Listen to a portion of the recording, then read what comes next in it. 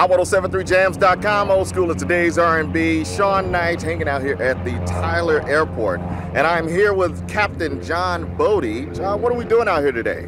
We're flying a B17G. It's a historic World War II bomber aircraft. This was a heavy bomber that was used for strategic daylight bombing during the campaign World War II. It was used both in the European and Pacific theaters. Interesting enough, in a 4-year time period, we built almost 13,000 of just this single model aircraft. And when you think about America's industrial might at that time, we built several different types of airplanes, boats, trains, planes, automobiles. It was incredible. And then you start putting a production scale, 13,000. Remarkable time.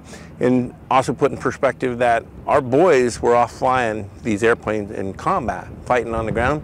Those were women that were running our industry and sitting there and building these things 24 hours a day.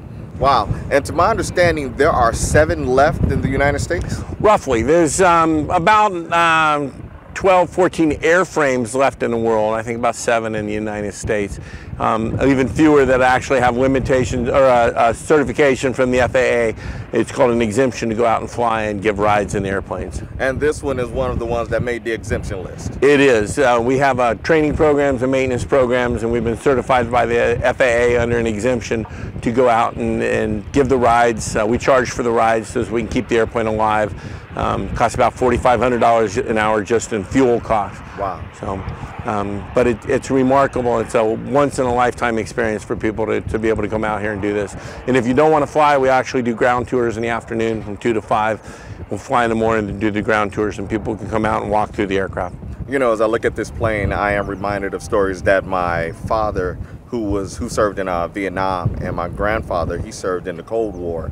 And as I look around and I see this plane, I just hear stories that they used to tell me, and I'm just so, you know, my mind is just going there with my imagination. I can just imagine that all the sacrifices that our servicemen put in for our country when I look at this plane is just absolutely phenomenal. It's incredible. One of the most interesting aspects of this is just what you're talking about. This airplane prompts a multi-generational understanding of what our veterans went through.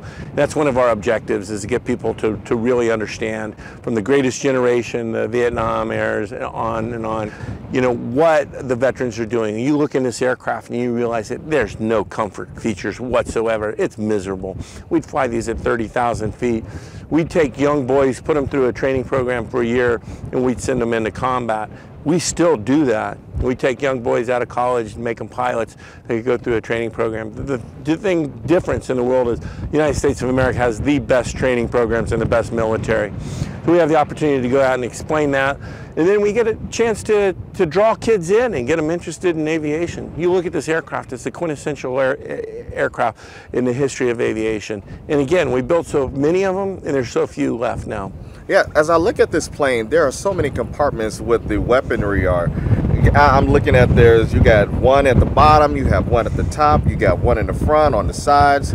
This is a really state-of-the-art aircraft for back in our time in the 1940s. Exactly. So when they first built the aircraft, it didn't have as many guns on it as it does now, but it had a number of guns. And one of the reporters who was doing an interview said, wow, it looks like an army fort. It looks like a fortress, a flying fortress. And that's how it was given its name.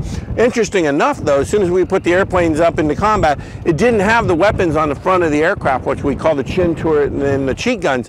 And the Germans quickly learned that they could attack us head on. Well, our boys didn't like getting shot at, so in theater they started putting weapons out where they needed them. So from the A model, which was the first production, to the G model, which this one is, there were 400 changes. And what was remarkable about the time is our generals listened to the troops that were in combat, and they adapted those changes immediately.